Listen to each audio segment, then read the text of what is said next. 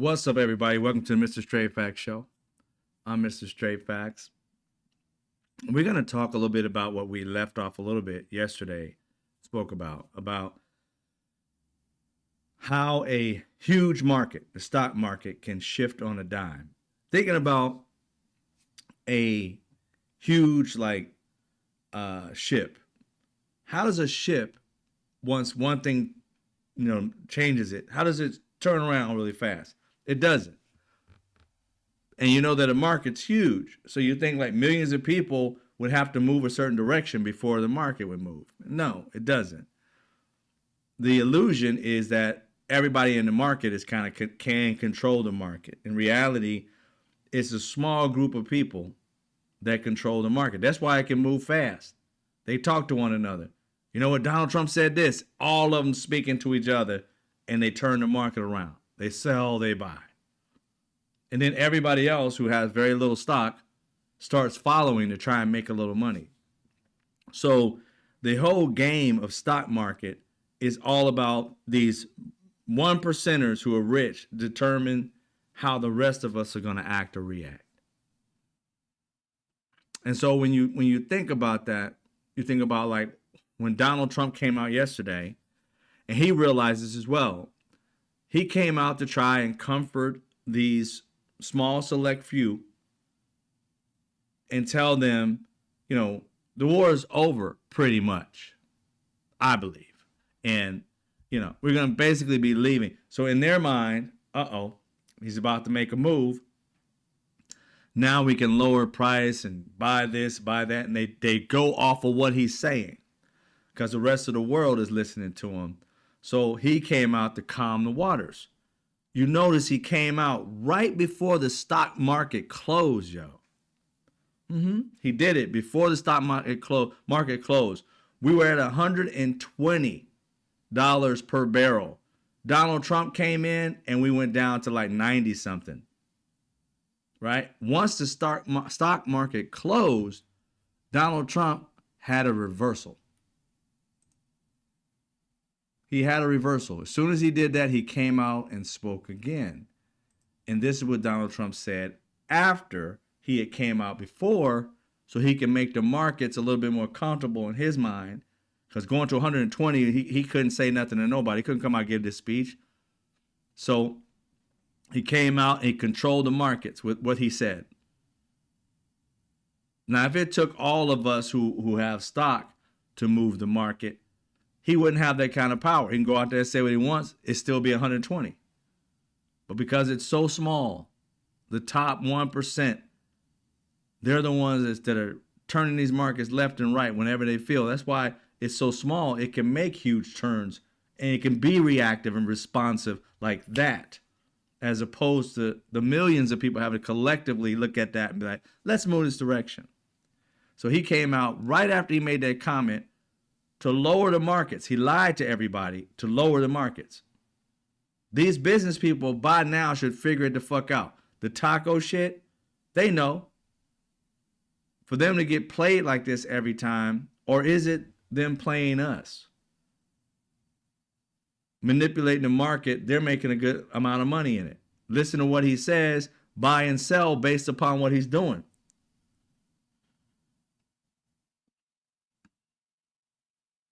Who wants to bet when he came out and everything lowered, a lot of people bought? And vice versa. When he comes out and speaks, people buy. And knowing that it's going to go back higher, they're going to make money. Because now you got to buy it at a higher rate or a higher price. They're manipulating the markets left and right. But this is what Donald Trump said right after he came in to lower the markets. We've already won in many ways, but we haven't won enough. We go forward more determined than ever to achieve ultimate victory that will end this long-running danger once and for all. 47 years, it should have been done a long time ago. So he came in to say, we're going to keep going. Everybody else thought it was going to be like, we're near the end. Because his statement before that was like, we've won pretty much, we're done. Then he came out after the markets closed down under 100 and said, we got to keep going. So what do you think that did? It had the market react, but it was closed already. So he couldn't react enough for him. But the next day, of course, he reacted. Today, I don't know where you guys are at. I'm in California. Today, I was thinking, I'm on my way in to work. And I say, you know what? I'm running a little late. I'm going to get gas. But I was like, nah, I'm going to go ahead and go to work and I'll get it after work. That was a mistake. Because gas this morning when I went to work was $4.99 at the gas station that I passed. When I came back, it was $5.09. 10 cents more from my shift it raised. Mind you, gas was somewhere around $3.75, $3.80, $4.10. Now that shit's up to $5.10. $5.09. We may get $10 gas because we ain't in this shit no more than what, 11 days, 12 days? And the Strait of Hormuz rather, is not open. Still closed.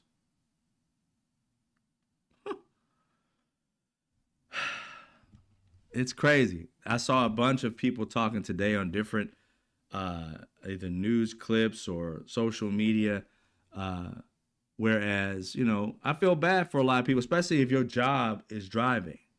This one lady who drives like Uber, she's losing money. She said, I can't afford to pay the gas to fill it up and the driving. It's just not feasible for me. I'm guessing this may be a second job for her as opposed to a first job. But they didn't say. I'm just guessing. And another guy who owns a truck, diesel. Think about in California, if you got a diesel car, you in trouble. Because it's $5.09 for me. Diesel had to be $5.69 or some shit. If not $6 something. This guy, I don't know what state he was in. I think it was either MSNBC or CBS or something. They asked him a question. It's asking people at the gas station questions and something like that about, they're in the same state, same gas station, different people. One guy came with diesel. His was extraordinarily high. I think his was in the fives in whatever state they were in. And the lady who got gas there, it was $4 something. And she said, I can't afford this. And then they had a rich guy, some like I guess some CPA or some guy, I guess, who owned a business. And he's like, yeah, we're going to have to stick it out. You could tell the difference of how each people lived economically. He's driving around with a Benz and had money. He's like, I can sacrifice this, right? But the people who were barely getting by, this one dude said, I barely got two nickels to scratch together. I don't have any money on me because I just put it all in my tank. And this was an older white gentleman. Said he just put it all in his tank. Didn't have any more money left. Now, is he exaggerating? I don't know. Take him for his word. Because I know many a times when I was like poor as hell, that I put everything I could in my tank to get back and forth to work. So it was a real thing for me. Now I can only imagine if when I was at my absolute poorest and gas was this high, shit, I'd be walking everywhere. Everywhere. You see me on the side of the freeway. Why are you out? Boy, it's like that. You know what I'm saying? I can't fathom what people are going through. And Donald Trump and these rich people are like, just gonna have to sacrifice. I'm like, yo, why don't y'all sacrifice? It kills me. Give me. Why is it that to whom much is given, most of these people don't think ain't shit expected of them at all? You haven't heard one story, at least nationally. Maybe locally you may have, but nationally you haven't heard one story where a billionaire or a multimillionaire went to a gas station and said, look, I'm filling up everybody's tank. because this shit's ridiculous. I'm going to fill y'all tank up. Here, coming out, give you a card. Here's a tank of gas for the next 3 months. I'm just saying, if I was a billionaire, these are the things I would do. Why? Come on. I can buy everything I want in this country 1,000 times over if I'm a billionaire, probably even 1,000,000 times over. And I can't go spend $100,000 on gas for people? Come on, man. That's some crazy talk. Why is it that it's us that think about this shit? Those people don't give a shit about people. Not one of them have thought about a program to help people. And you know what's so tripped about that? When we average folks who work for a living, barely get by, maybe living paycheck to paycheck, somehow we figured out how we can put a little money aside when poor people who are on I was gonna say WIC, but on welfare, that our government was giving them the money and snap. And we decided as American citizens with barely anything in our pockets, decided to go buy food for people.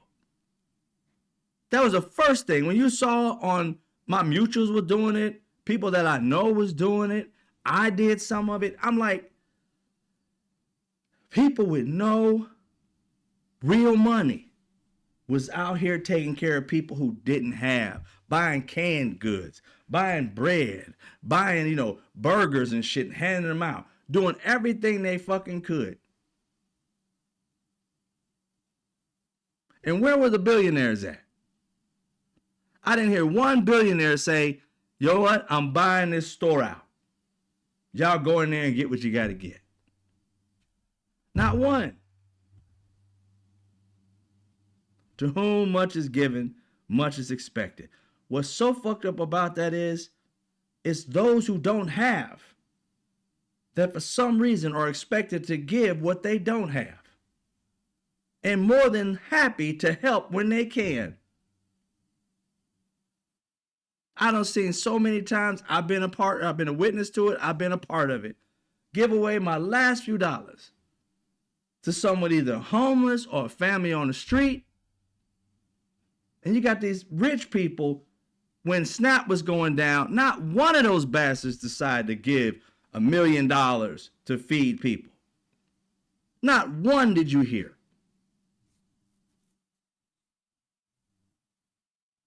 And then you get these simp ass people be like, well, you can't tell them to do with their money. Fuck you.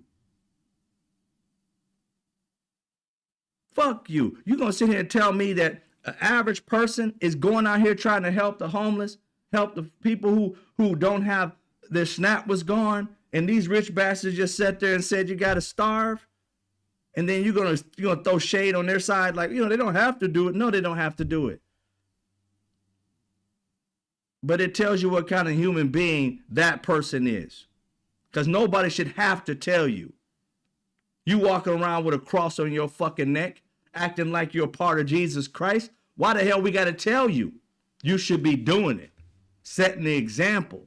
But instead, no, you got a cross on your chest and a demon in your heart and try to act like you close to God. That shit kills me. And you'll see all these people, these MAGA people with hearts and crosses all over them. I'm starting to understand that the crosses are not so they can be going to heaven. It's to protect them when the devil's trying to get them. They're using it as a shield for the devil not to snatch them up. Because they think that the cross is going to protect them from the devil. Because it sure as hell ain't going to help them get into heaven. Shit they say. Walk around pretending to be. You see that little video of all these people who believe in God putting their hands on this devil called Donald Trump, talking about save him from what?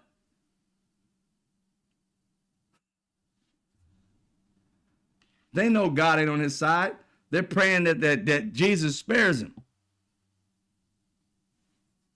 That the devil don't grab him. They're going to try and put hands on him. All of them demons. Trying to act like they saints. Called bullshit. But Donald Trump comes out. and reverses everything he said. He just did it so he can bring prices down, so he can continue to keep his mob around him, saying, look what he's doing for us. What? Manipulating the markets? Grifting? Cheating? You happy about that? I want you guys to see, and some people may already know because they may have seen it, maybe even been there, you know what I'm saying? Because some people might be in the military. But the Strait of Hormuz, what it looks like. Okay? And this is what they're talking about. From what I hear and have read up on, it's about between where it says the strait right there. Between that is like from one to the other, it's like 20-mile difference, it says. Seems very, very close, and of course it's a map. But it's a 20-mile difference between there. Which again, if you got boats, you got ships and all things of that nature, and you got land mass right there. You got these rockets they have can definitely take down every boat that goes through there. It's the narrow part of that, if you can see. So we know what it looks like. And it's crazy if you see an actual graphic, one of these stations has it. You'll see like triangles.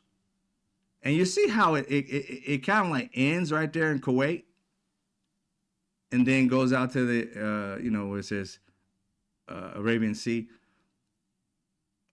There's a shit ton of ships that go through this. They said like so many millions of tons of oil leaves this area daily. I was like, well, damn, that's a lot. I mean, of course it's a lot, but it's like, God, I mean, wow. How much? That's crazy. Now, when you see that animation, maybe you'll find it online. You'll see like when it was running, it was just like ships just coming in and out. You would think these ships be hitting each other. Some shit, as many ships were going in and out of this thing. They're not like baby ships. These are huge. But again, there's 20-mile difference between that small part. So, they ain't like they're 20 miles wide. But anyway, I just want to give you guys a visualization of what it looks like if you hadn't already seen it already. Now, this Strait of Hormuz, Donald Trump was talking about it. Now, I'm going to let you hear what he had to say, and then we'll talk.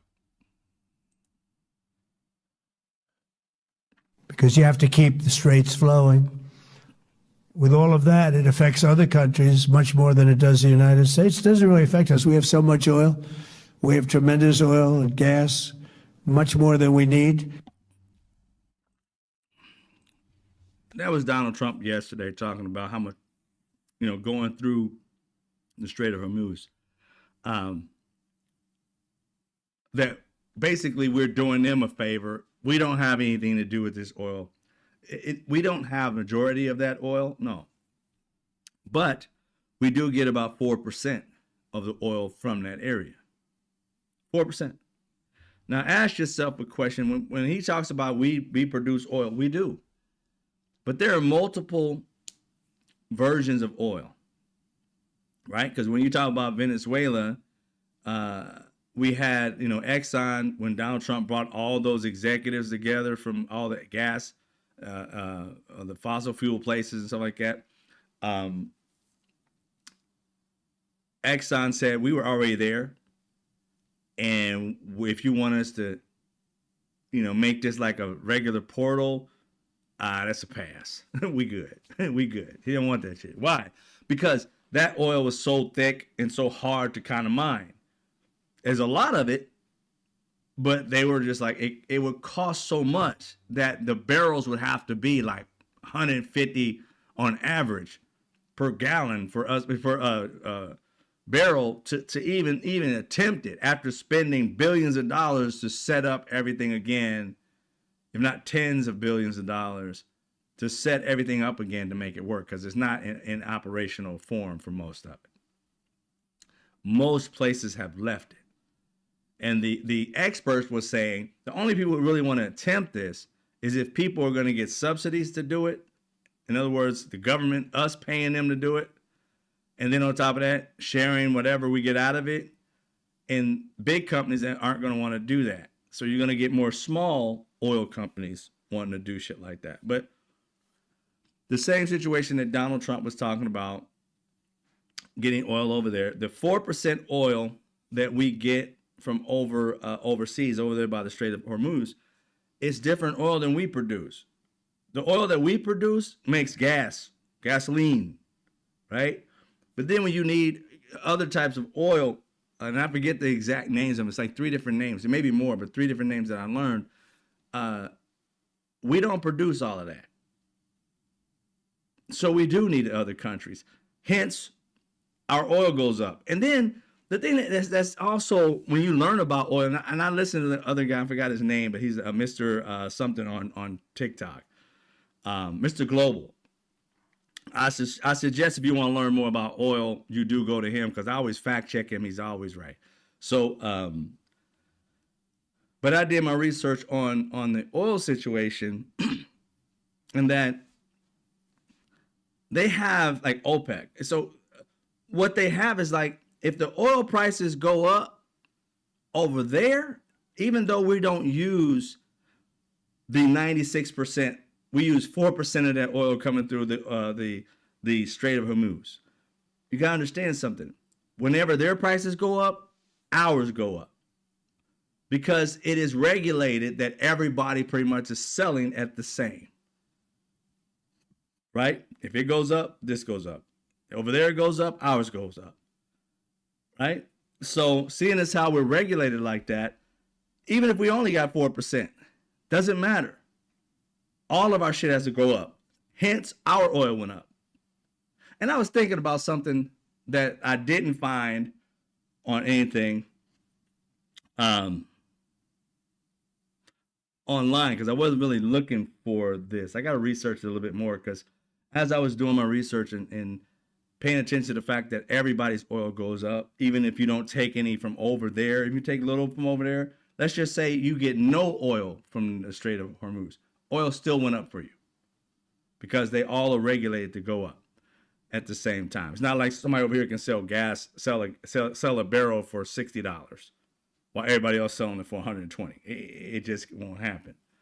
Not unless it get pirated or some shit. They'll probably blow his ass up if he did it. But that's how it goes globally. But the thing I was thinking about, if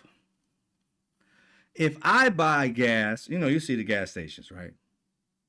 If I buy gas and have it put into the ground, they put a shit ton in the ground. You understand that? When they go to the gas station, they pour all this gasoline, whatever your state does, treat it or whatever, put it into the ground. I mean, a crap ton of barrels of gas, right? Right?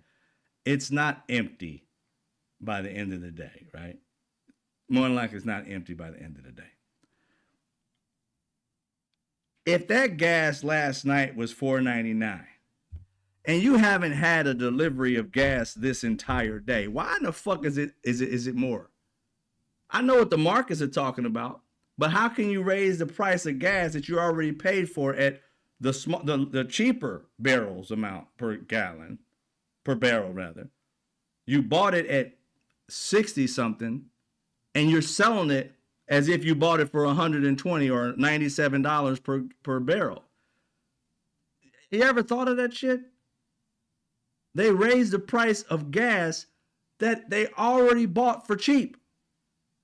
They raise it to the market price, even though they have gas that they did not pay that price for. That to me was like, wait a minute. It's always some kind of trick. You're always getting fooled some way or another. I can understand if you had to buy that gas, but that gas is already over here, bruh. You did not just bring it over on the ship. That shit had to come to our country. It had to be treated. Then it had to be put into the ground. I don't care what you say. It should not be my gas went up when you bought it at the price that it was at and you haven't sold it at said price. If you got it for $2 and you're selling it for $4, hello, that same amount of gas is still $2. You already paid for it. That shit bothers me. Because that to me is like, robbing me. If you bought it at a certain price, then your markup was this. Then that markup's got to stay that until you run out of oil that that's treated for the $100 or $90 one, right? It's really kind of fucked up. I was thinking of that today. I was like, I gotta look that up. Right before I went live, I was like, wait a minute. And maybe somebody knows something, maybe Mr. Global knows something, but it's just like I just felt like, man, another ripoff. Another ripoff, dude. And you can't say to the people that are in the community, we're gonna keep it at the price that it is. When the new barrel comes in, then we'll bring the prices up.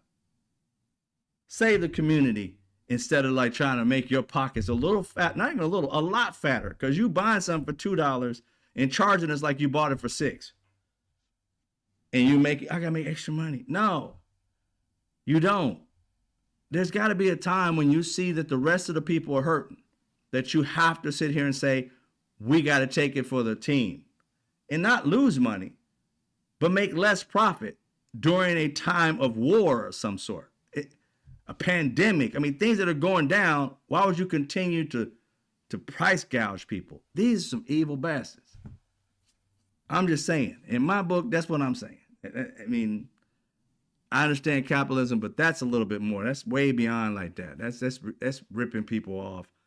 And then you want those same people to treat you. How would you like it if you got a gas station and you keep robbing people? How would you like it if people came into your store at gunpoint and took their shit back?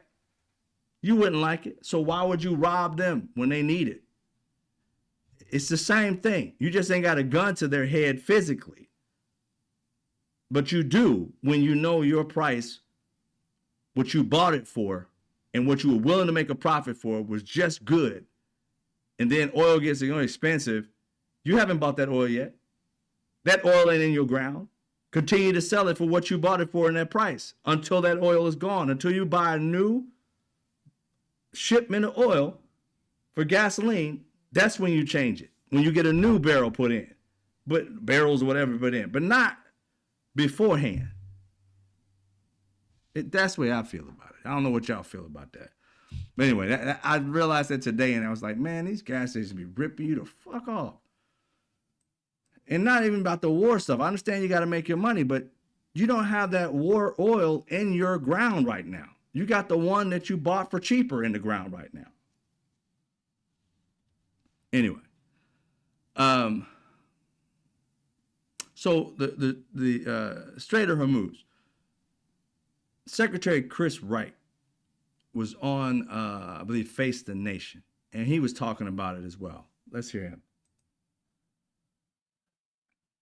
You don't think Navy escorts of vessels are necessary? Oh, they might be. They might be. There could be. Their early tankers probably will involve some direct protection by the U.S. military. But most important is to defang their ability to threaten these ships. So he's saying that they're going to be possibly ships. He don't know for sure. There's going to be possibly some ships coming. This is Sunday. So as of Sunday, this man is like, there may be ships coming pretty soon, but in his mind, it hasn't even happened yet, right? And then you get Trump trying to tell people to go through the Strait of Hormuz. It's like, but we're going to get blown up.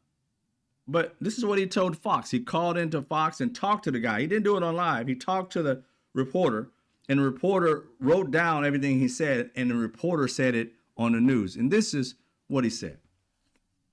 We're going to read it. These ships should go through the Strait of Hormuz and show some guts.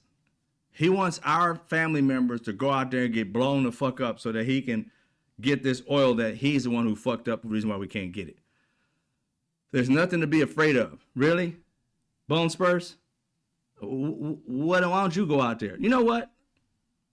Let's just let Donald Trump become the captain of the ship and just go do it with him and his boys and see if they can do it. Military men and women, step to the side. Let him do it. See if it's so easy. See if it only takes guts. Let him bring his old ass out there and take care of it. Didn't think so, Bone Spurs. They have no Navy. We sunk all their ships. It's crazy how he said they'd have no Navy. We sunk all their ships. And then Pete Hegseth came out today and said that today was going to be like the the biggest hit that we've ever done, and then later said we took down like 16 or 17 of their Navy ships.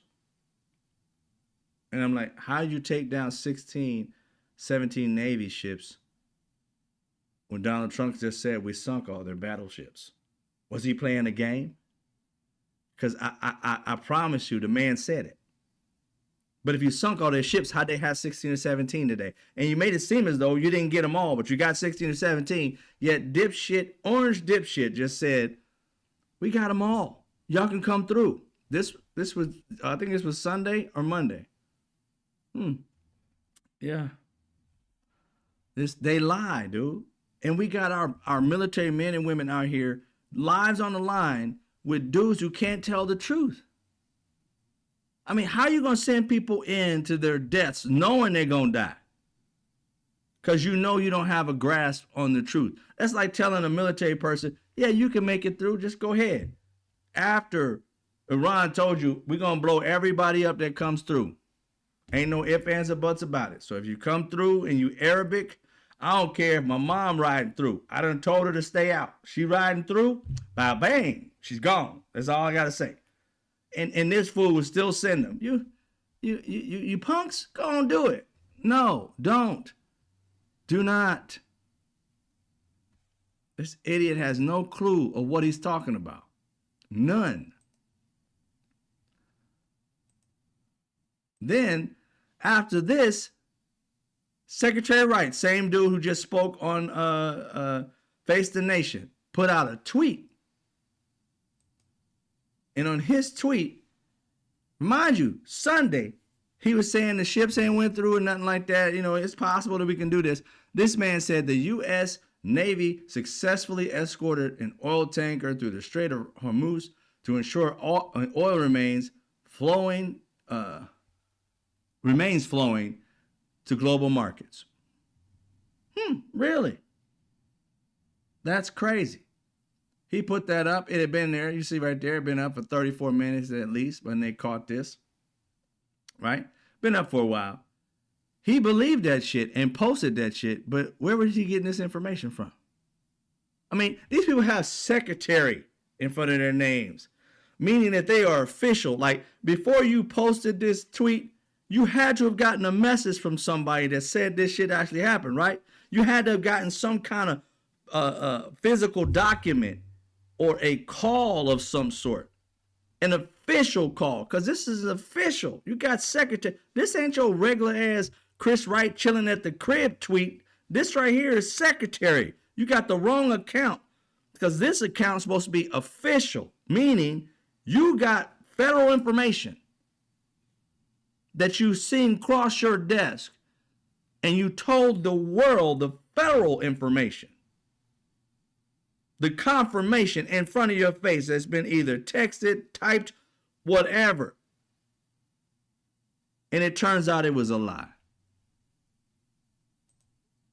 Turns out it was a lie. He ends up having, they go to Caroline Leavitt, gave a press conference this morning. And this is what she had to say about it. I know the post was taken down pretty quickly, and I can confirm that the U.S. Navy has not escorted a tanker or a vessel at this time, though, of course, that's an option the president has said he will absolutely utilize if and when necessary at the appropriate time. How you fucked that up? These people don't really think, they don't take this job seriously. I mean, come on. How many of you guys worked at like a fast food restaurant growing up? Or even now for that matter. I don't know how many people work at certain restaurants. It's an honest job. How many times do you think you can fuck up? I ain't talking about just regular fuck up. I mean fuck up royally before you're gone. Like for instance, if you are a waiter, right? Let's just say you're at a restaurant. You were a waiter and the person at the that's ordering the food says to you and says, you know, hey, I would like this, you know, the burger, I like the fries, I like this other stuff. Now, you don't cook any of that with peanut oil, do you? And you got right on your thing, not on his. You can't see it on there. It dead up says we do cook with peanut oil. But nobody else knows that, just you, because you're working there. You done seen it say peanut and all that. And you're just like, nah, we good. You go back there and get this person's sandwich. They take one bite, and here they are in epileptic shock. And you're like, oh, what we gonna do? This person's either sick and dying or brain dead. And you think you should still have your fucking job? You think you coming back into work tomorrow? These people make massive mistakes every fucking day and get to come back to work. How? This man said, when he said that, oil prices dropped.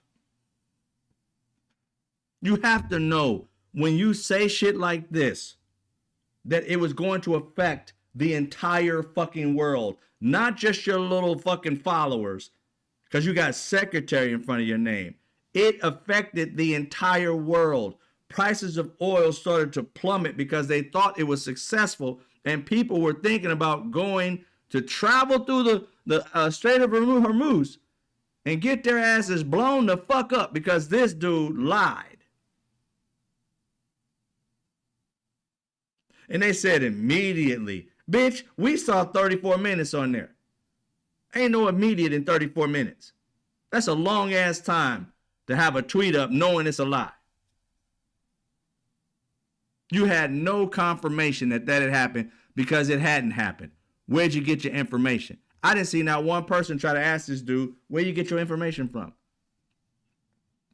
No, I didn't see it. Maybe you did. Somebody say, Secretary Wright, Chris Wright, we need an interview to ask you a question. Where'd you get your information from? The next time this man is in front of a camera, that's the first fucking question you got to ask if you haven't already asked it behind the scenes. Should not have his job. That is a huge blunder. Huge. Then he had to come out. Basically, he didn't come out. Everybody else came out and said that it wasn't true. Caroline Levitt said it wasn't true. He took it down. Market started to go back up again.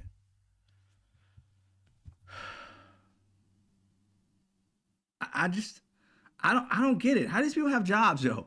How do they have jobs? Nobody would hire this person. Any of these people, any of you guys, I don't care what you have, what you do for a living. If you ever been in a management position, you ever been in an HR position, you would never hire these people with zero resumes to do the jobs that are very important. These people would start out at the entry-level position in government to learn how government works. They would not be people that you would hire as management. Because how can you manage something when you don't know the basics of the job? You're just making it up as you go. You have no idea what department connects to your department. You have no idea that if you post a tweet, it's going to affect the entire fucking world. Any idiot, okay?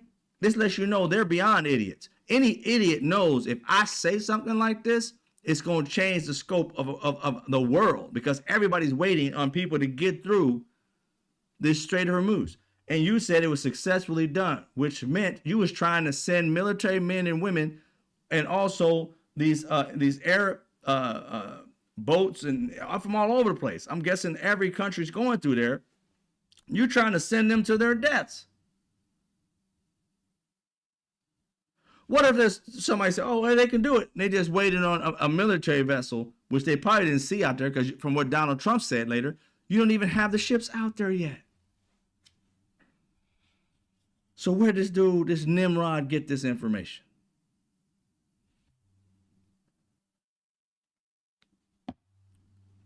I don't know. You know, we talked a little bit about yesterday, Lindsey Graham, and how I think he is a traitor to the country because he went to Israel and Bibi Netanyahu and listened to him. He's taking credit for some weird reason. I mean, I'm glad he is, but he's taking credit that he's the one that told Bibi Netanyahu how to smooth Donald Trump into this war.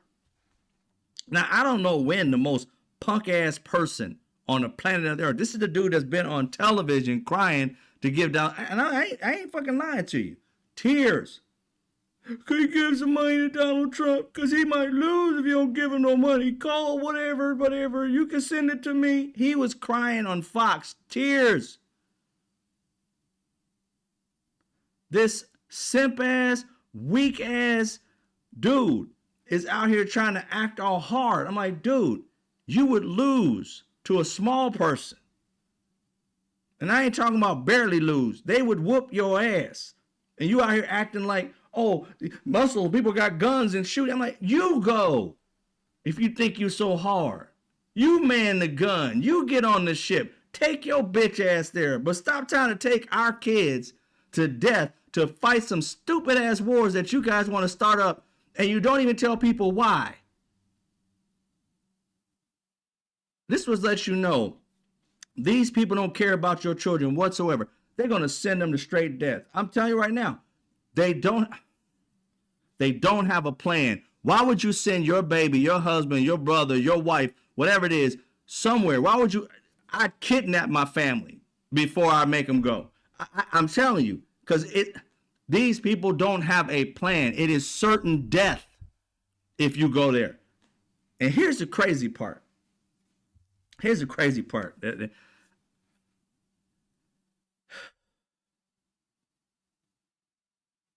Donald Trump, Lindsey Graham, and all them, and Bibi Netanyahu, who's behind this all, got these two simps through money or whatever it was, blackmail, whatever it had to be, to throw American lives in the trash heap for Israeli lives. That's what they did. They threw America. They're traitors to America. They're throwing us into a fight that we really can't win because we really haven't we haven't planned it. And here's the thing that I know we didn't plan this.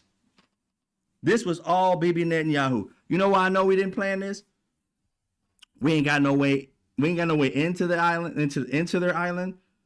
We have no way out. Yeah, we're talking about going there and probably put boots on the ground. We don't have anything to do with the uranium, enriched uranium, because if we did, we know how much is there. We don't know how much is there. They're guessing. So that means they have no intel of American people on soil to tell them that this is what it is and this is how much it has. So you really don't have the intel that you say you have. Okay. So then, and that right there is somewhat of a guess. But here's the blaring part, is that if you had planned this, why did you leave thousands of American citizens stuck in the region? You didn't think that they was going to do some strategy to try and save their own lives? You really thought you were just going to blow them up like you did with Venezuela? Venezuela is not the same, and Iraq is not the same. Each place needs its own strategy. You can't just plug and play strategies. You can't just say, oh, we did it to Venezuela, we're going to use that same strategy. We've already seen that strategy. And they've seen that strategy, heard about that strategy, shared information about that strategy. So using the exact same strategy is not going to work. Plus, their terrain is totally different. Their structure is totally different. The number of people living on that island is totally different. 92 million. That's not Iraq. Iraq is much smaller. You could fit Iraq inside this bitch a few times. And you think it's going to be the same. It tells me you weren't organized in this at all. You had no plan. You had no strategy. You strategized Venezuela because you got in and got out like that. That was a plan. That was a strategy. This right here is some Bibi Netanyahu shit. Going in, guns a-blazing with no strategy. You don't even know what you want out of it. You don't know what a win looks like. If you say you strategize this, that literally means you planned with Bibi Netanyahu and you put American lives at risk by not letting them know to get the hell out of the region. And then once you started a war and American citizens are like, oh shit, we in the middle of this war. We need to go back home. You had no A, B, C, or D plan for them to get out. You told them all, if not all, most that I've heard, the only thing we can do is help you get to Turkey. You got to get your own ticket to get out. Others was like, there's no way out. You got to pay your own way. So I don't know what the hierarchy was that some people got, they can get you to Turkey, and others got, we can't do nothing for you. The phone that they were supposed to call, that line, on the third day of the war.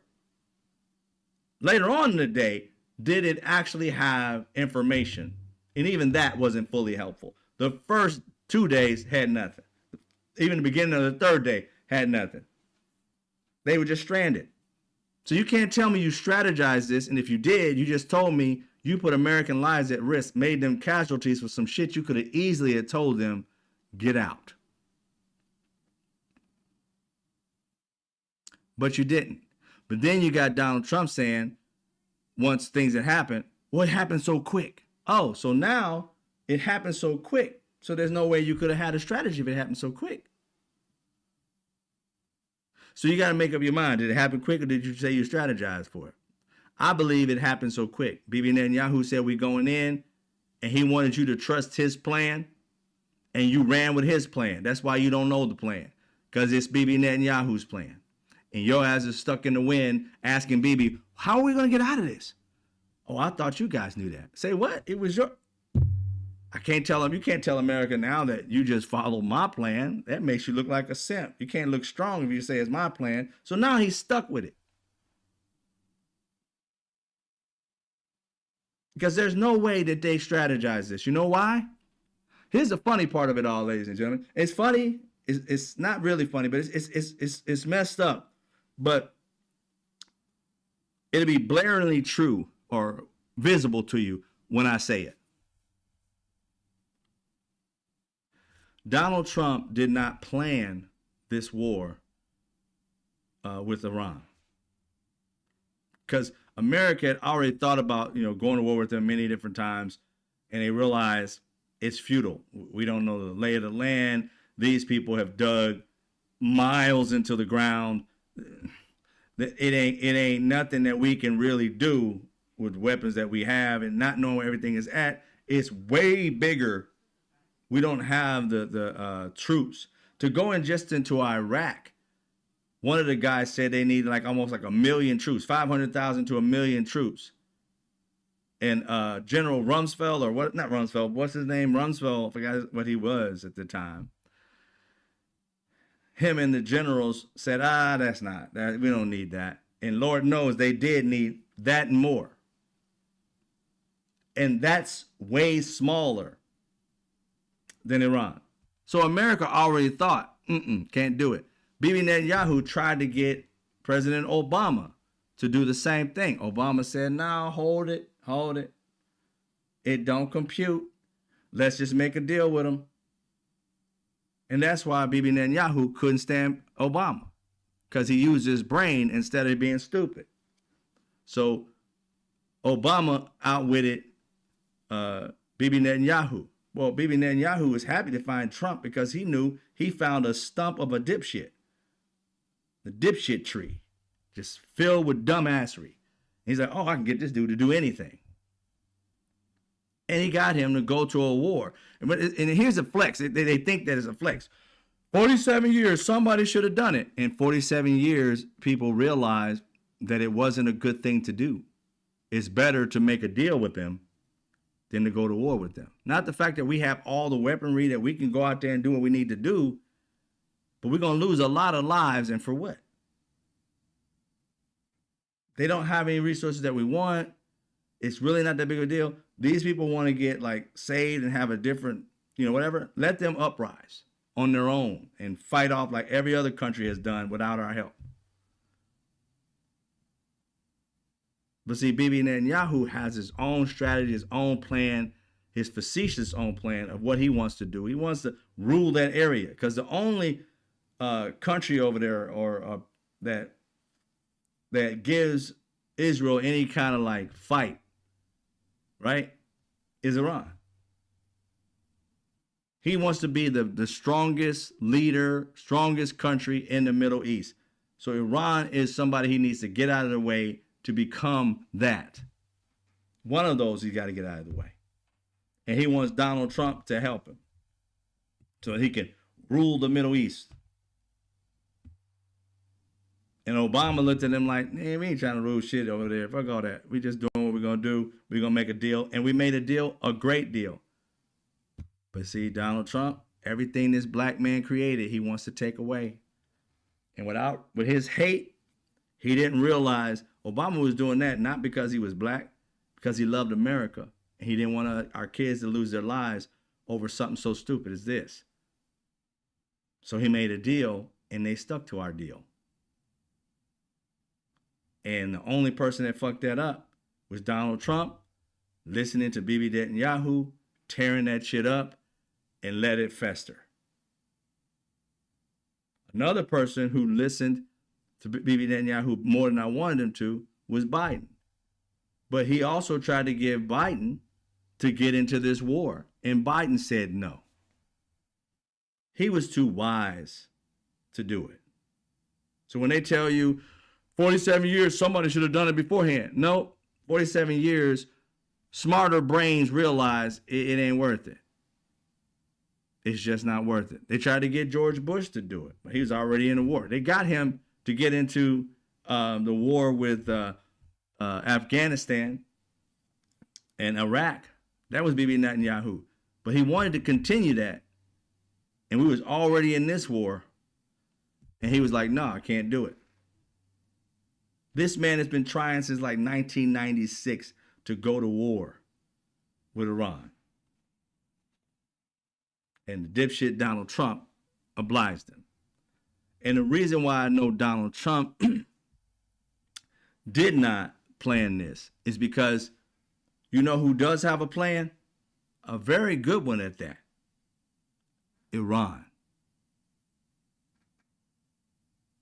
Iran has a plan. They're orchestrating it.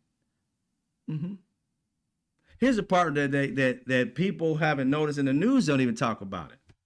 If you look at the history, you understand that America has been the one who's been the aggressor for Iran. They fucked over Iran, not once, but more than once. They lied on Iran every chance they get. They call them terrorists because they do certain things to their people, but they never let you know that the things they talk about doing to their people, they're people who are trying to uprise on the leadership there, but not regular uprise. It is America infiltrating them and doing shit just like they did in 1953. Now, I'm not saying that they should have to unalive these people. They can arrest them and do whatever and get to the bottom of what they do, but their country handles shit the way they handle it. That ain't American lives. These people need to fight for themselves. It's not our job to go around being Captain Save-A-Ho. I ain't trying to throw on no fucking cape and go save everybody. You got to stand up and save yourself at some point. We don't have the resources to go to every country and try to save everybody.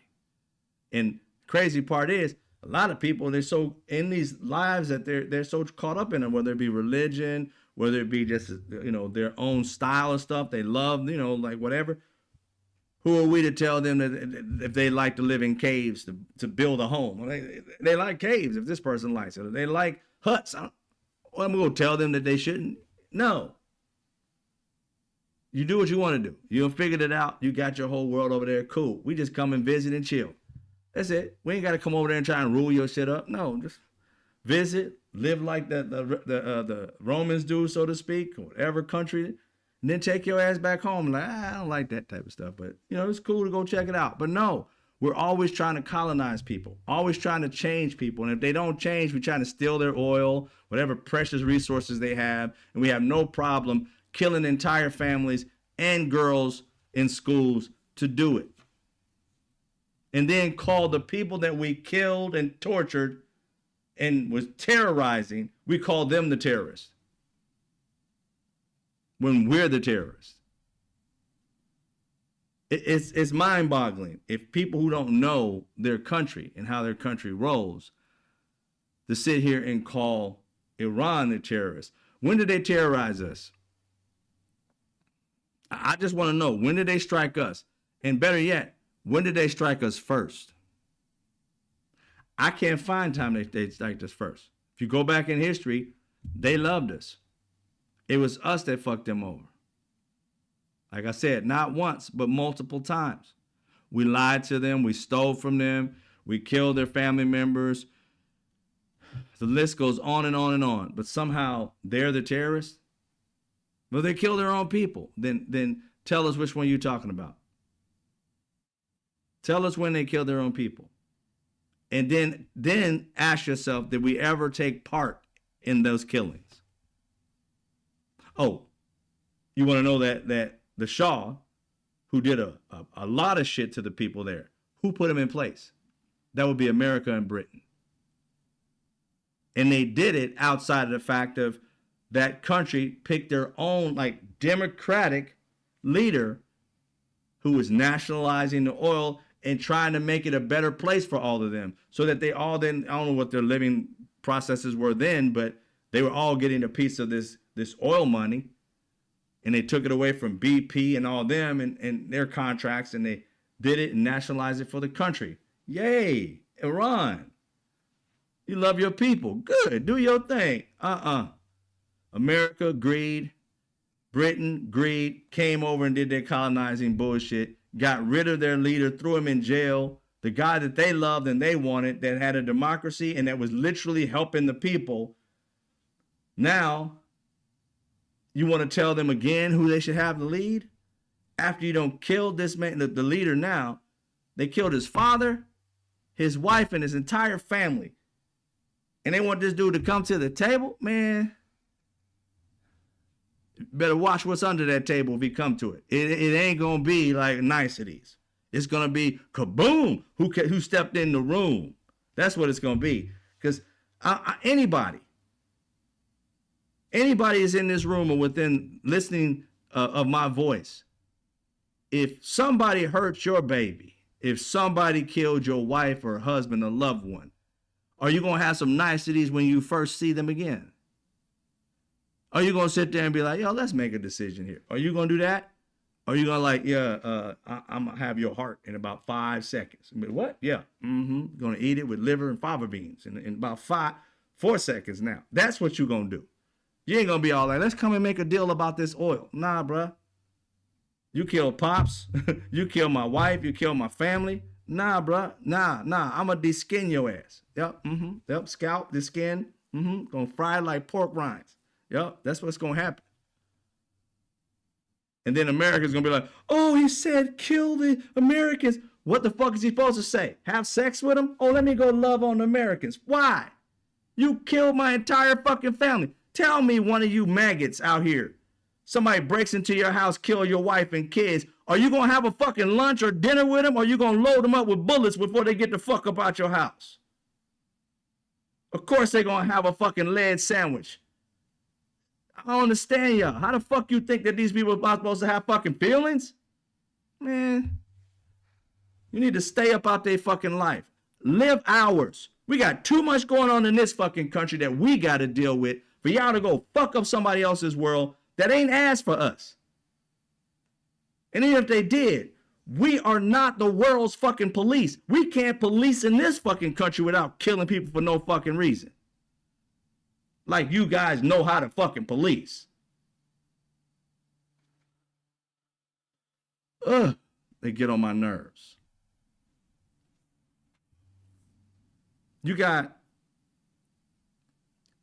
all that happening. I know for a fact, because Iran was fucked over so much by us, they had a strategy that Donald Trump, Pete Hegseth, Marco Rubio, Stephen, I think, was it Wilcox or whatever his last name is? No, Witkoff. Steve Witkoff, the one who's negotiating. None of them ever thought that they would have a plan. They thought they was going to just bow them over.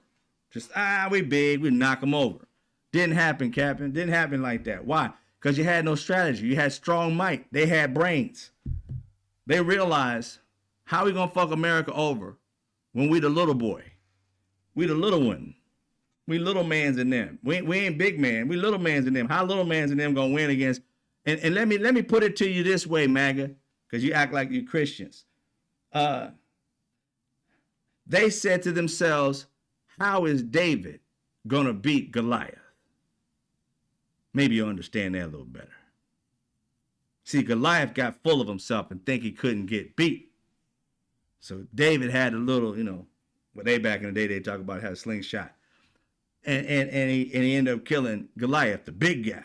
So they said giants back then. It's more like Goliath might have been a little person. They talking about giants. I don't know what the hell that's all about. But hey, it is what it is. The story as it is.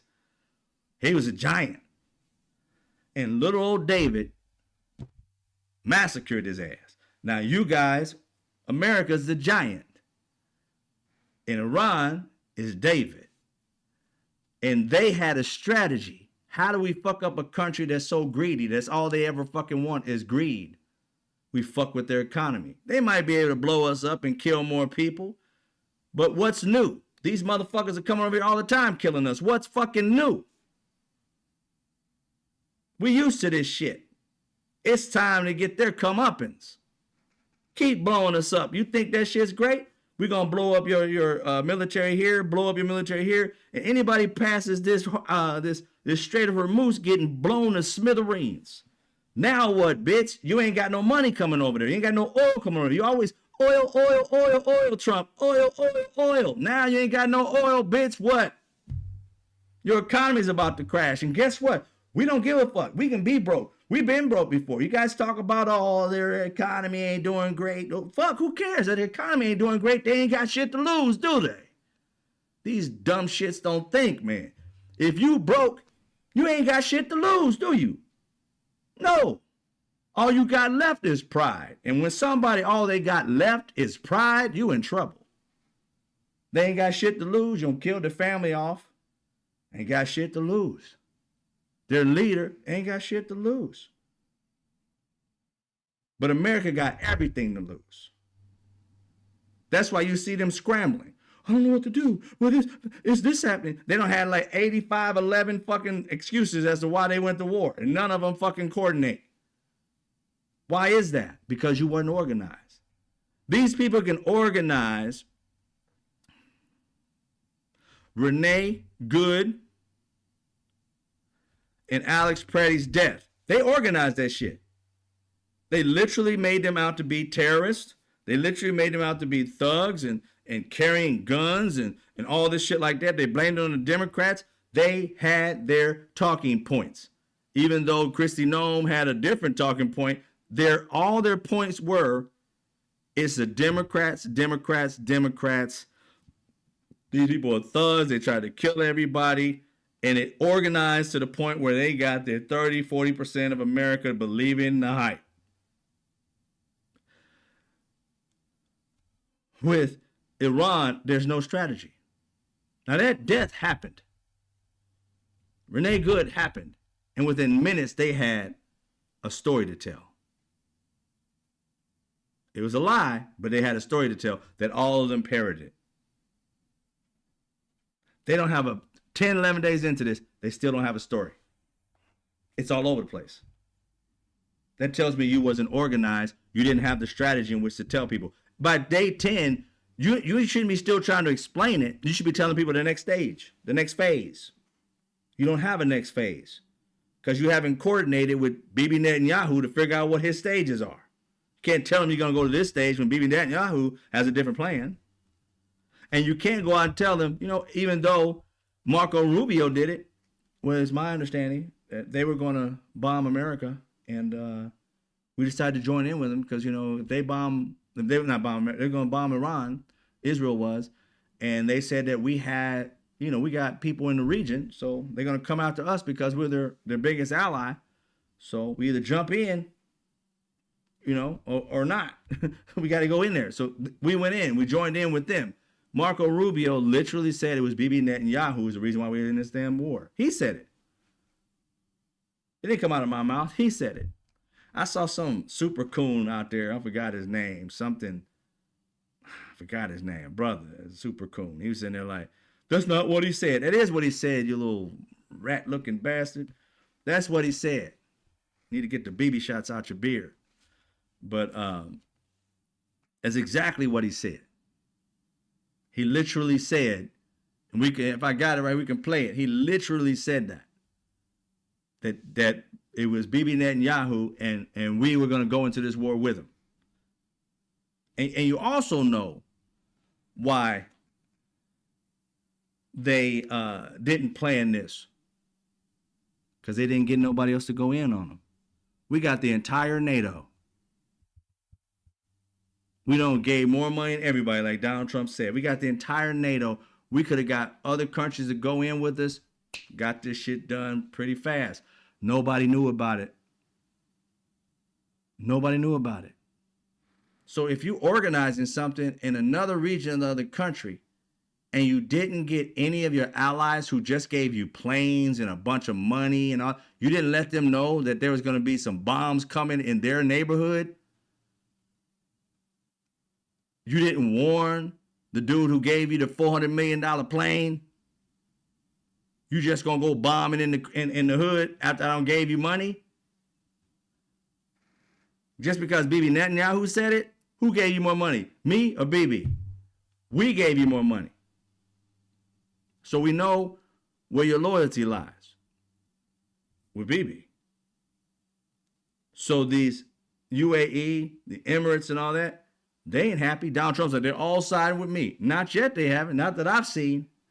I saw a letter. The one says, who gave you the right to start a war in our neck of the woods? Who said you? Who gave you permission, Donald Trump? A billionaire, well respected in the Middle East. And since then, they've had a few other leaders. The Qatar, I always say Qatar, but I think it's Qatar. Qatar foreign minister came out, said some things too. We're gonna hear that one in a minute.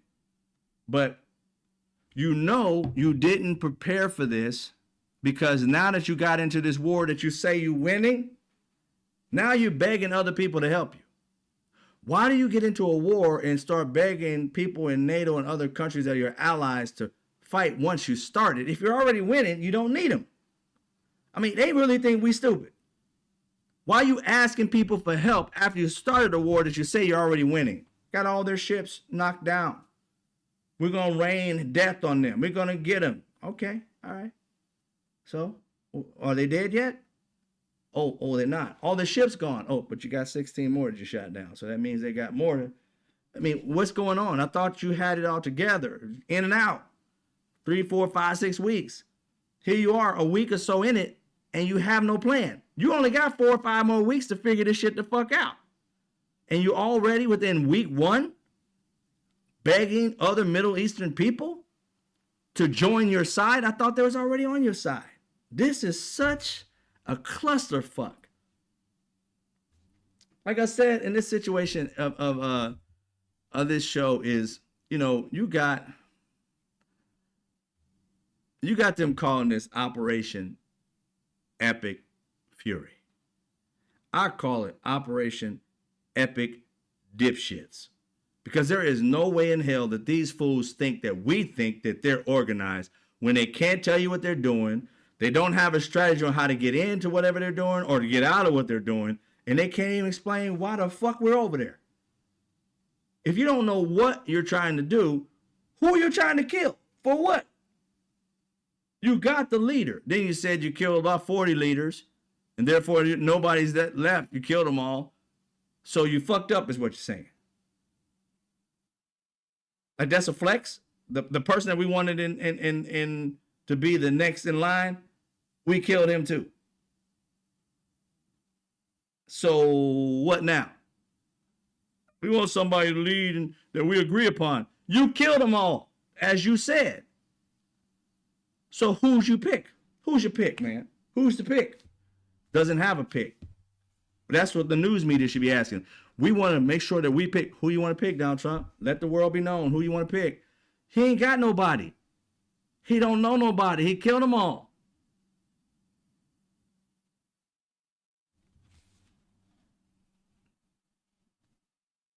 And then Lindsey Graham let you know that we didn't plan for this war.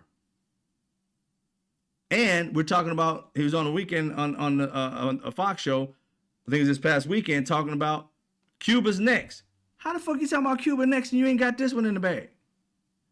And how?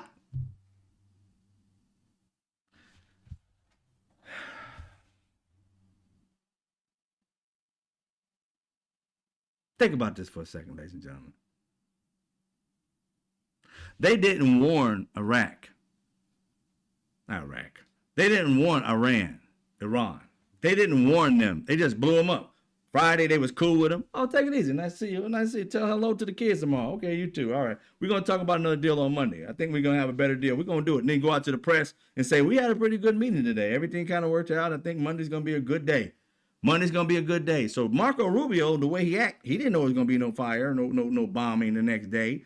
The other guy who was Witkoff didn't know there was going to be any bombing the next day. The guy, of course, from Iran, who was like talking about it in glowing terms, didn't know there's going to be bombing him the next day. That night, early morning on Saturday, bow, blowing up. I thought y'all had, I thought y'all had like a deal coming on Monday. What happened? And you said you were organized, but why is Senator Graham on Fox begging the Muslim people to fight with us? I thought you had this. Let's say if I was one of the Muslim people, I'm like, I thought y'all had this. What are you talking about helping you? For what? You didn't even tell us you was doing this shit. And now you want us to come in on something that you ain't even told the American people what the fuck you doing. You want me to put my people on the line for some shit you ain't even told your people while you're fighting. Is you crazy? And this is what they basically say. But listen to Senator Graham. To our Arab friends, I've tried to help you construct a new Mideast. You need to up your game here. I can't go to South Carolina and say we're fighting and you won't publicly fight. What you're doing behind the scenes, that has to stop. The double dealing of the Arab world when it comes to this stuff needs to end. I go back to South Carolina. I'm asking them to send their sons and daughters over to the Mideast. What I want you to do in the Mideast to our friends in Saudi Arabia and other places, step forward and say, this is my fight too. I join America. I'm publicly involved in bringing this regime down. If you don't, you're making a great mistake and you're going to cut off the ability to have a better relationship with the United States. Did this heifer just come out and tell the Middle East that you're going to lose your friendship with us unless you throw out your morals and help us fight a war we don't know why the fuck we fighting?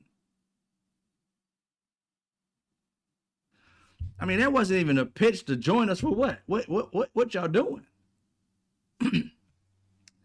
That's like somebody walking into your crib and say, yo, man, we about to go out and ride, and do some dirt. I'm like, what you mean dirt, bro? You digging dirt? What y'all talking about? Nah, man, we go out and rob some people. We're going to shoot a couple people. Nah, bro. No. I'm going to eat a peanut butter and jelly sandwich and sit here and watch this TV show. Y'all going out to do that type of shit. I ain't. I mean, nah, we cool and we boys and all, but when you come to me, we boys when we go to the party or go to the basketball court or we go out and try to hang out with some girls. But you talking about doing some dirt like that? Nah, that's on you, bro. I suggest you grab a peanut butter and jelly sandwich and sit your dipshit ass on the couch too. Because you're going to end up sitting your ass in a jail cell bent over with your butt cheek spread if you don't get your ass over there and eat that peanut butter and jelly sandwich right about now. That's what I suggest you do. But you go do you. Because somebody going to be doing you. Because you getting caught or dead. I'm sorry, bro. We ain't that cool. Nope. Not at all. And that's what they want the Middle Eastern people to do. Muslim people. They come and help us out. Help you do what, bro? Sound like y'all out there doing something dirty, something nasty. I ain't got nothing to do with that. I'm holier than thou, man. What are you talking about? Get all that shit, man. What you talking about? Come and help you. Be friends with you. Why we want to be friends with you? Look the type of shit y'all do. You literally tell these people that you can't wait to see them on Monday. Then you go ahead and kill 170 girls. Nigga, what the fuck are you talking about? I want to be on your team. Nigga, get the fuck out of here. How the hell you gonna send me to my death? Ain't gonna sit here talking about we cool, we boys. Nah, bro. I ain't putting no lives on the line for this. You guys didn't go to the UN. This is not a UN situation. We help y'all when you go through the UN. If the UN agrees, once you pitch to them that you should go to this war, we got your back. But you pitch to them and they say, Ixnay on the war A, you own your alone A. You feel me? That's what you own. Because, I just don't start fights and shit for no reason. We have a rule of order. We have law up in this bitch. We ain't walking around being pirates and taking people's shit. Because if you can do it to them, you can do it to us. Ain't no difference between me and them. They Persian and we're over here just Muslim and other shit too. I mean, we look alike. I ain't about to start no fights over there. They ain't did shit to me. We good and out. You know what I'm saying? That's what these people are saying. I mean, why is this girly man trying to sit here and I'm tough, man? Go eat your ass some motherfucking Wheaties and some fiber. You know what I'm saying? Get the fuck up out of here talking all this shit. Like you strong and hard, man. Please. Backslap you and you cry like a baby for 4 weeks. Probably swell up. Got to take you to the doctor and put you on a ventilator or some shit because you got smacked up. Nope. Weak ass people trying to get you into wars. Do your own shit, your own dirt, and get out there by yourself. Go on, get on a plane or a ship and take them through the Strait of Hormuz. Lindsey Graham, you do it. I want to see you on it. Can't do it. Too weak, scared. You a bitch. That's what I thought. Ain't nobody trying to play this. I'm tough and I'm gonna go out here and kill myself for a little bitch ass fucking Lindsey Graham. Please, you crazy. You crazy. You better wake the fuck up. Cause the billionaire already told y'all in his exact words, nobody gave you permission to start a war in our region. What is this about? And you can't even tell Americans what it's about.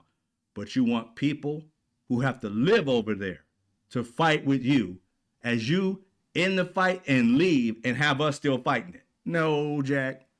You ain't trying to pass no war over to me. Because you know that's what Donald Trump's trying to do. He's trying to get an out. And he sent his little bitch on Fox to try and get an out. Because soon as any other country over there, y'all better be listening to me, Qatar and Saudi Arabia and all this shit like that. You join in with this fool. They're going to pull their ships and have you fight it and say, we left them alone. We won. We left them alone because it's their region. It's not ours. We really don't have no business here. We're done. And y'all are over there fighting like crazy because you done sold your peoples out. And you got to live next to them. Don't fall for the banana in the tailpipe. Let these fools do what they got to do. And the military men and women, if it's unlawful, stand your ground, tell them to kiss your ass and bring your ass back to America. Because I be damned. They're in a legal war. It's illegal. And at some point, UN and others, you got to think of this as being war crimes. They killed kids. That's a war crime. Arrest his ass. Y'all need to Maduro him. We ain't got no problems with the UN Maduroing Trump. Get them all. Get Marco Dumbo, big ass ear. Get him.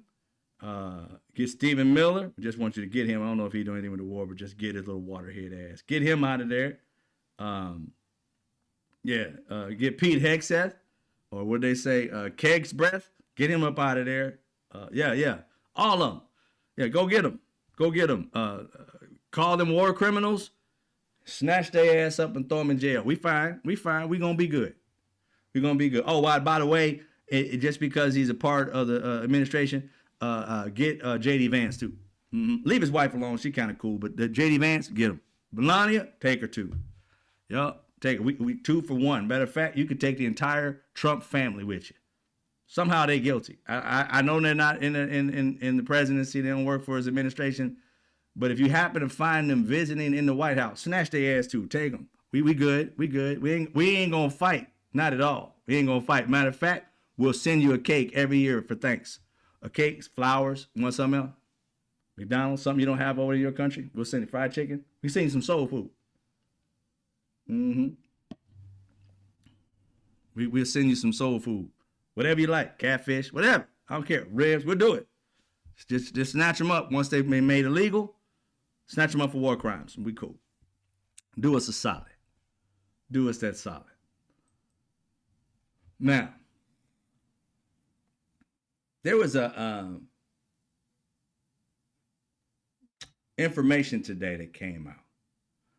But first, we're going to start off with Donald Trump was on the plane when this young white guy, I don't remember his name because I had never seen him before. And he was on a couple shows today because he asked a really good question of Donald Trump and caught him up. This is the first time that I saw Pete Keg's breath just like fold and didn't know what to say. I promise you, just a little bit of pee shot out his penis when he was like, "Oh shit, I gotta answer this question." I know it just it came out. His drawers was wet. I know it. When he got that question, you could tell he peed on himself a little bit. He stank right there. He smelled like asparagus at the point that this shit happened. Check this shit out. And I ain't fucking around. I'm serious. I know he peed himself. Watch. Did the United States bomb a girls' elementary school and send them around in the first day of the war? No, in my opinion, based on what I've seen, that was done by Iran. Is that true? Was there Pete. something that was around who did that? Certainly investigated. You just suggested that Iran somehow got its Certainly hands on a tomahawk and bombed its own elementary school on the first day of the war. But you're the only person in your government saying this. Even your defense secretary wouldn't say that when he was asked, standing over your shoulder on your plane on Saturday. Why are you the only person saying this? Because I just don't know enough about it. I think it's something that I was told is under investigation, but tomahawks are used by others, as you know. Numerous other nations have tomahawks. They buy them from us. But I will certainly, whatever the report shows, I'm willing to live with that report. Okay, ladies and gentlemen, let's fact check that real quick. There are numerous countries that buy tomahawks from us. Let's see if it actually, yeah. They buy tomahawks from us, but none of them are in the Middle East. So, don't know what to tell you, but it had to be us that killed the girls. America did it. And Pete Keg's breath was sitting there. He pissed himself a little bit. He might have sharted. He just looked. You see how his face was the entire time he was asking questions, like, "Please don't ask me nothing. Don't ask me nothing. Don't ask me nothing. Don't ask me nothing." He's like, "Oh shit, he asked me." All right. We're sure gonna do an investigation. Normally, whatever Donald Trump says, they repeat because they're puppies. And, you know, they get their ass beat. They don't respond the way Donald Trump responded. By not responding the way Donald Trump responded, he basically said Donald Trump was jumping the gun, i.e. lying. He didn't back him up. Keg's breath might be on the outs with Donald Trump after this. He got to keep somebody because he's the only one that got the keys to the plan. But you can look at Donald Trump looking at him as he's doing it like you're supposed to back me up. Then he turns around and he asks him the question again. He asked him again the next day. He said, "Why is it that even Pete, I'm calling Keg's breath now, but Heck said, why he didn't even respond to you? You're the only person saying it." And this dipshit says, "Because I don't know." Okay, so you don't know, but you put it in their hands and said they did it. Why would you say Iran? Why did you say other countries have them? I don't know for sure. You said they probably did it. They don't have tomahawks. And everybody there asking that question on that plane knew they don't have tomahawks. They knew it. Tomahawks, based on, I'm not a military person, not an expert, but I listened to a few experts today in the military talk about tomahawks. They said they don't have them, nor will they ever get them. We would never sell them tomahawks. And tomahawks are highly accurate. In order for, and this is before they validated that it was America who had them. This one general said they're highly accurate. In order for the Tomahawk to hit that school, it had to be targeted, point blank, period. It wouldn't have hit nothing else but where it hit. That's how accurate it is.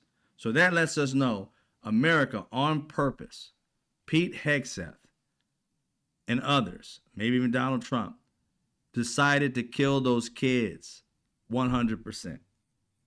100%. There's no ifs, ands, or buts about it. And that's why Donald Trump don't want to take it, because I'm already in trouble with kids. I got already in trouble with kids. Don't make me like kill them. I've been raping them, but I can't kill them too. Oh yeah, you did all of that. All of that. You're a pedophile and a child murderer. Mm-hmm. Yep. And I saw these MAGAs out here. Trump wouldn't have did that. Trump wouldn't have did that. Well, Trump did it. Now what you got to say, heifers? What you got to say? Nothing. You're going to change your mind. Well, they deserved it, or some crazy bullshit, just so that you can validate your stupidity, because you'll never want to take responsibility or accountability for your actions or for what you vote for. You want to escape. You never want to take responsibility for it. Ever. We got your number. We know exactly what y'all are. And today was the first day that I actually saw footage of this location. Now, there's no bodies in it that I seen, so don't worry about that. But it's about the school and stuff like that. They didn't show no bodies. But what came at the very end should let you know that we did it. They're investigating, but I don't know what they need to investigate, because within the school, they found parts of the bomb. And it has us on it.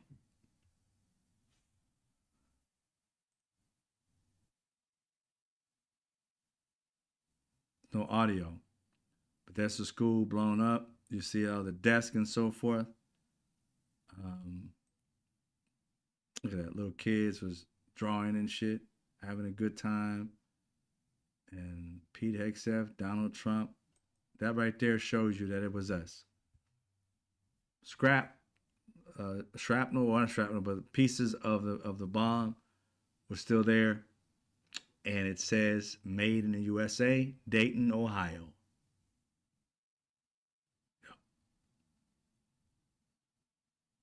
Mm-hmm. So we killed those babies. Yes, we did.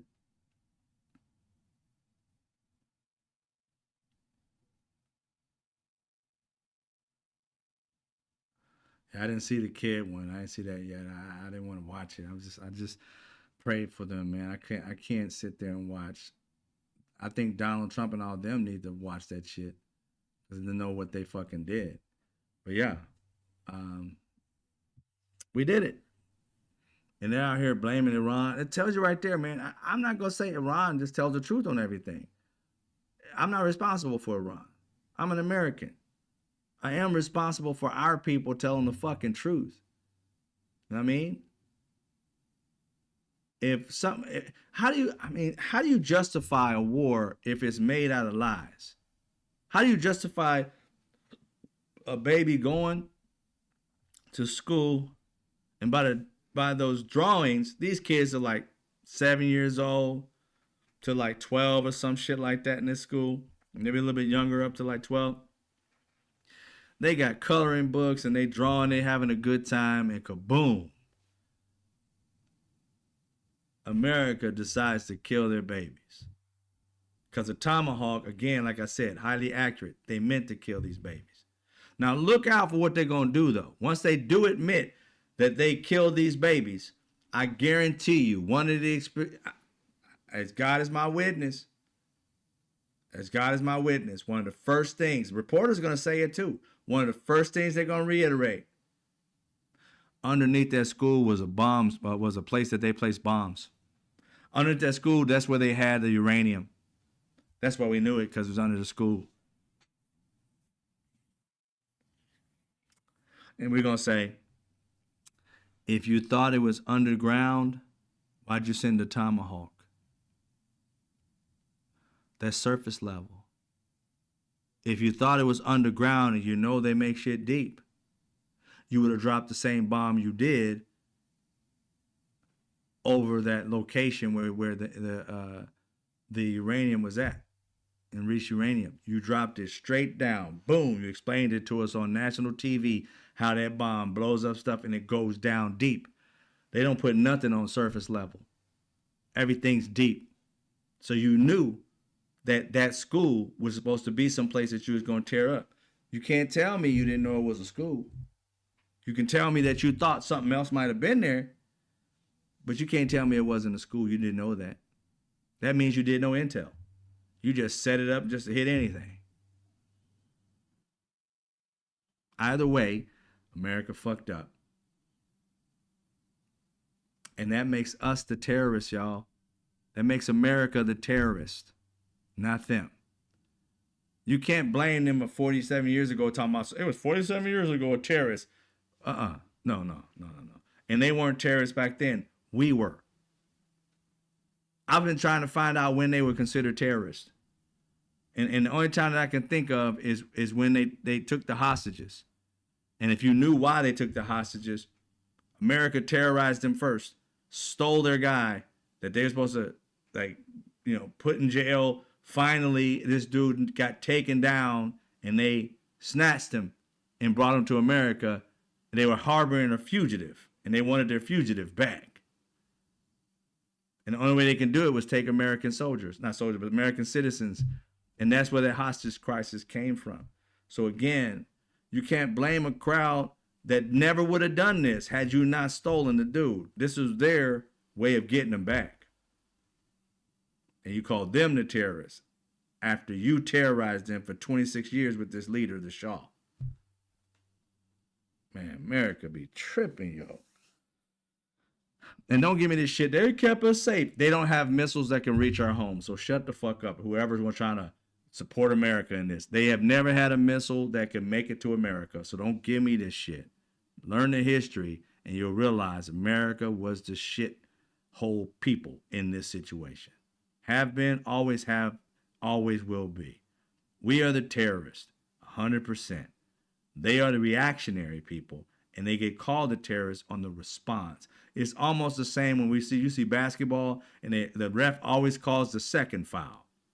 Not the one who actually knocked the person down, but the other one who got up and knocked the person out. That's the one that ends up getting called, oh, you're such a bad person. Da, da, da, da. Like, you hit me, I got you back.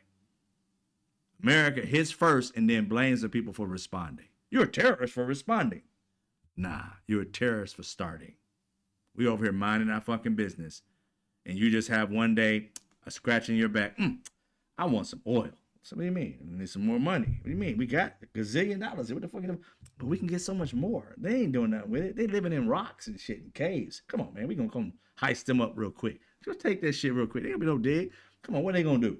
And that's what America does. Hunts out weak people or weak nations, they believe, and go out and try to steal their resources. If you don't believe me, what the fuck we do to Venezuela? Don't believe me, what the fuck we trying to do with Cuba now? And here's the crazy part about Cuba. Like I said before, we didn't tell Iran we were going to bomb them. We just bombed them. Why is Lindsey Graham on Fox telling Cuba they next? That's letting them get ready for whatever's going to happen. Why would you get ready for it? Why would you say it? Something about it ain't right. They didn't let Venezuela know what they're going to do to them. They didn't let Iran know what they're going to do to them. But now that they're in the thick of Iran and they done fucked up, now they talking about Cuba? Why would you, show your hand? Why would you give them time to defend themselves? I think it's a diversion. It makes sense that it's a diversion. Why would you warn them? Makes no sense to me. We'll see. We'll see what happens. But that's what's been going on today that I had to talk about. It's some of the most insane things that we have going on in this country. It's like topsy-turvy. I mean, like, why are we going through all these things? And I had somebody who was speaking to me and said something to them, had some kind of like talking point for MAGA. And I'm like, I want you to understand something real quick. Because they said something to the fact of trying to save the people, where he had said something about save the people of Iran. I'm like, they don't care about the people of Iran, man. They just kill babies. You think they care about the people of Iran? I said, do me a solid real quick and tell me, what have they done for the people of Venezuela? Remember, they were all talking about Venezuela, they treat your people bad and they need to rise up and take over and get new leadership. And they got the lady from Venezuela, the opposition, her, and she ran with some other guy, whatever, trying to become the opposition leadership and all that. And they was going to transition and put him in place, and she be like a part of because she can't even get back into her own country anymore, right? Because they don't like her. And she's the opposition to take the country back. The country wants them. The people want her and this guy. They want to get Maduro and their regime out. And what did Donald Trump do? Oh, we're coming to save you. It's for you. And then got Maduro out and his family and put his vice president as president. Now you got to back up and ask yourself something real quick. What was the reason of them snatching up Maduro? It was supposed to be about the people. But as soon as they got Maduro, they put in his vice president. And then Donald Trump saying she's doing a great job. You ask him about it now, he's like, oh, she's doing a great job there, helping us with the oil, blah, blah, blah. Which again, like I said, with her, Machado, I believe is her last name. I said about her and other, Maria Corina Machado. She gave him her Nobel Peace Prize 2025, even though it doesn't transfer. It's just still her name. He can probably melt it down and put his own name on it if he wants, whatever. But it doesn't transfer. But she gave it to him and kept asking him like if he's going to help them transition to that new party, Democratic Party. And he has not helped her. In fact, he said something to the fact that she does not have the country's like future. You know, she's not strong enough for it, basically. And I'm like, she was strong enough to get a whole country to uprise and start this party, this opposition party. She hasn't been murdered by them. She has been kicked out of the country, but she's still fighting from a distance. And you said you were going to fight for the people. That's why you said you was there. But if you go back and really pay attention, Donald Trump was trying to make a deal with the oil and shit like that with Machado. Machado was like, not Machado, but Maduro. And Maduro was like, nah, that's not a good deal. Let's try something else. And that's when they got him. He was a war criminal already. So they got him and said, oh, we got him because he's a war criminal, blah, blah, blah. And I'm like, you got him and his family as far as war crime goes. We haven't seen that case of what's going on with that. But you started stealing oil tanks from there.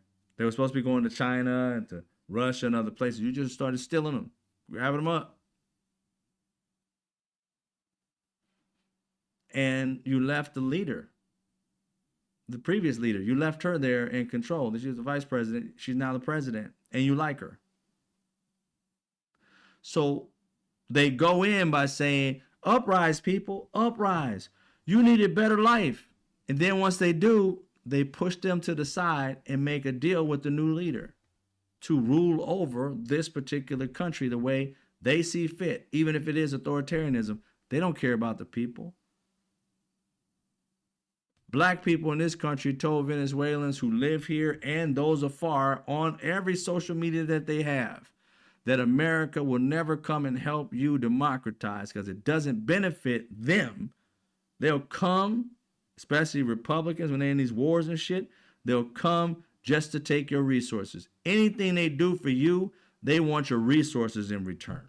And it's not a fair It's not a fair game whatsoever. You get a little, we get everything. That's their rules. And you either abide by it or not.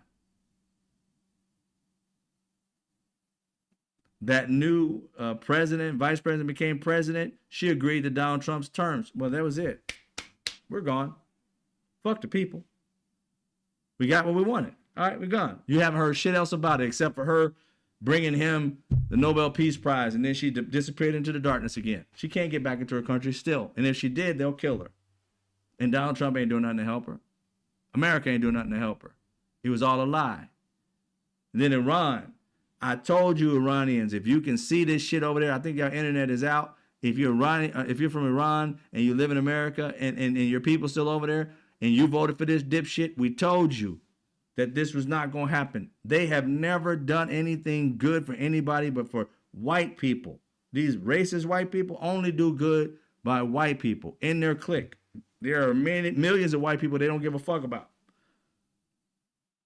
So I don't know why y'all keep on trying to make a deal with the devil and then wonder why heaven didn't show up. Like, nigga, you dealt with the devil. The devil came the next day. That devil came in reneging from you, denouncing you. You can't make a deal with the devil and expect heaven to show. That's ridiculous. And when people tell you you're making a deal with the devil, you can't just look at the people who don't been dealing with the devil their whole fucking lives and say, you don't know what you're talking about. All right. When he shows up with horns, he might be a little bit orange. Then let us know what he looked like when you stared down that devil that did not do what you thought he was going to do. So where's Venezuela? Now, Iran. They were marching in the street. Trump, Trump, Trump. He's gone. He's gone. They killed the leader. They were celebrating. They celebrating now? See the celebration? Is there a celebration? Celebrate good time. Is there good times going on? Or is there bombing going on? Are they killing your babies and stuff? Yeah, I told them, and other people too, other mutuals, and like, I don't know what y'all clapping about. You better enjoy today. Tomorrow you're going to be crying. Because they ain't coming there for you. You thought they came to liberate you. What weapons do you got? There be none. What you got to bargain with? There be nothing. You got oil?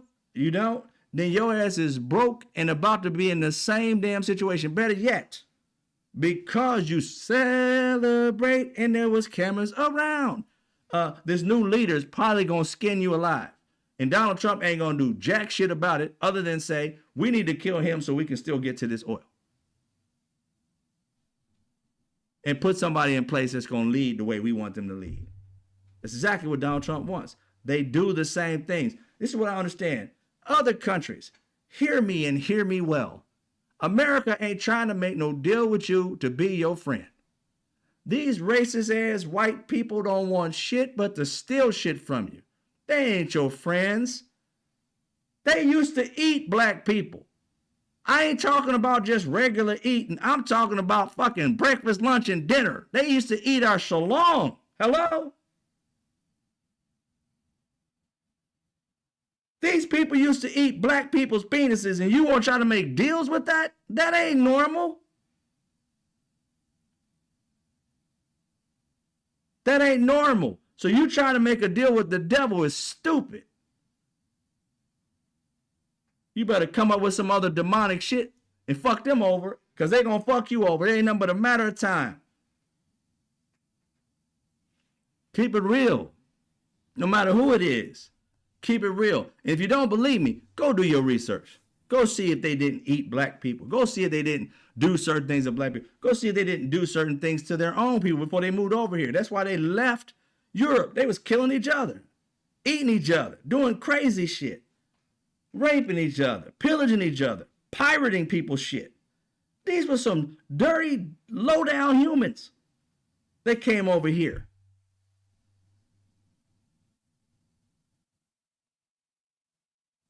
So please quit trying to act like they're doing you a favor.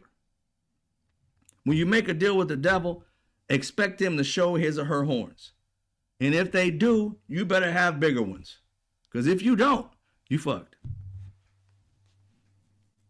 Just saying.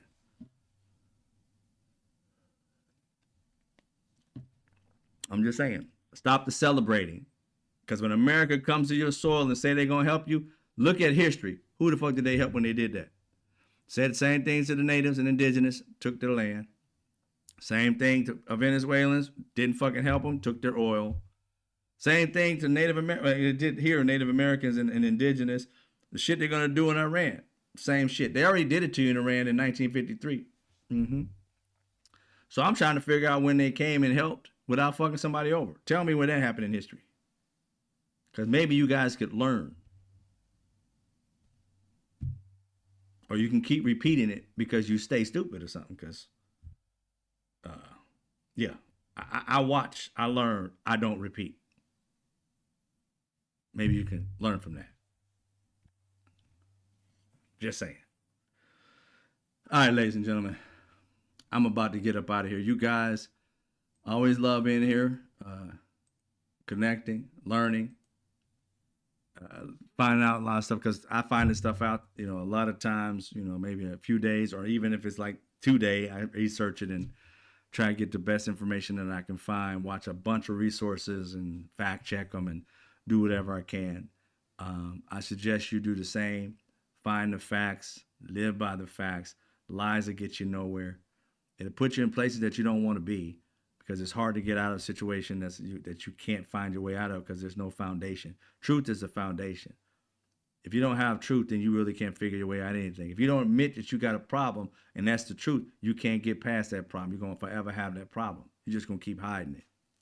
So whatever it is, seek the truth, seek the facts, and make it better. Make this place a better place. The only place we're going to make America great is when we deal with the facts, we accept the facts, we actually work through the facts, whatever we've had in our histories, whatever it may be, work through those. And then we can respect each other for what we've all overcome in our individual world, and then make it a better place.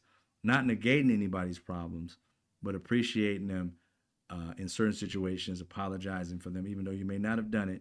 You know the history of it all. And move forward as a unit. The only way we're going to get past this MAGA shit is if the rest of us unify around democracy. They're going to sit here and bitch and moan about every little thing that we agree or don't agree with. That lets these billionaires win. I want you to know something that I've witnessed in my life. And I'm pretty sure you have too if you've been around a bunch of rich people.